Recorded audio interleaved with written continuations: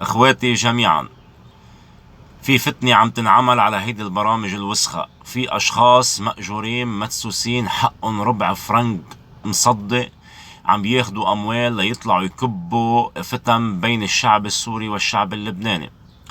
اي شخص بيطلع بيسب الشعب اللبناني او الجيش اللبناني فهو ليس منا، ولا بيمثلنا، ولا بيمثل اي طرف من الاطراف السورية. واي لبناني بيطلع بيشتم الدولة السورية او السوريين فهو ما بيمثل اللبنانيين جميعا، ولا بيمثل الدولة السورية، ولا بيمثل الجيش السوري. كلنا بنعرف اخلاق الجيش اللبناني، وكلنا بنعرف معاملة الجيش اللبناني مع السوريين كانت، كلنا بنعرفها. الجيش اللبناني هيدي اوامر عم ياخذها من الدولة، والدولة ما عم تعطي قرار من راسها، هيدا قرار دولي. اللي عم نشوفه بلبنان اليوم رح يصير بكرة بالاردن وبالعراق وبالتركيا وبالخليج. كل الدول رح ترجع السوريين على بلدهم. هيدا مو قرار لبناني، قرار دولي.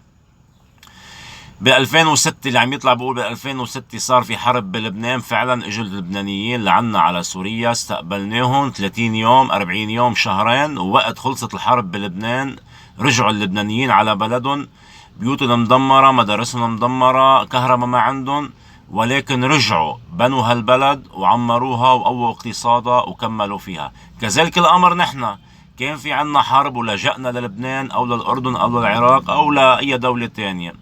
هلا سوريا ما بقى مثل قبل، الوضع تحسن فيها، في كتير مناطق صارت آمنة. الدولة اللبنانية وقت عم ترجعنا على بلدنا، هي عم ترجعنا على بلدنا، ما عم تودينا على أفغانستان. نحن عم نرجع على بلدنا، على أرضنا، على البلد اللي ربينا فيها واللي عشنا فيها. بدنا نرجع نعمرها ونقوي اقتصادها مثل ما عملوا اللبنانيين بعد الحرب مع إسرائيل. كذلك الأمر نحن. رجاء يا أخواتي ديروا بالكم من الفتنة.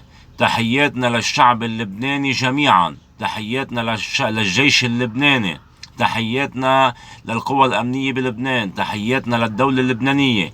كل من سب وشتم الشعب اللبناني والدولة اللبنانية فهذا ما بيمثل ولا سوري. الشعب السوري والشعب اللبناني شعب واحد. لبنان وسوريا بلد وحدة. عرض لبنان وعرض سوريا هني عرض واحد. شرف لبنان وشرف سوريا هني شرف واحد.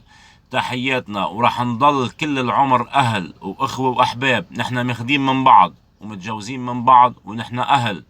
تحياتي لكم جميعا، للشعب اللبناني والشعب السوري.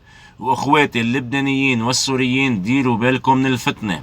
من سب ليس منا، من سب اللبنانيين لا يمثل السوريين، ومن يشتم السوريين لا يمثل اللبنانيين. ديروا بالكم من الفتنة جميعا.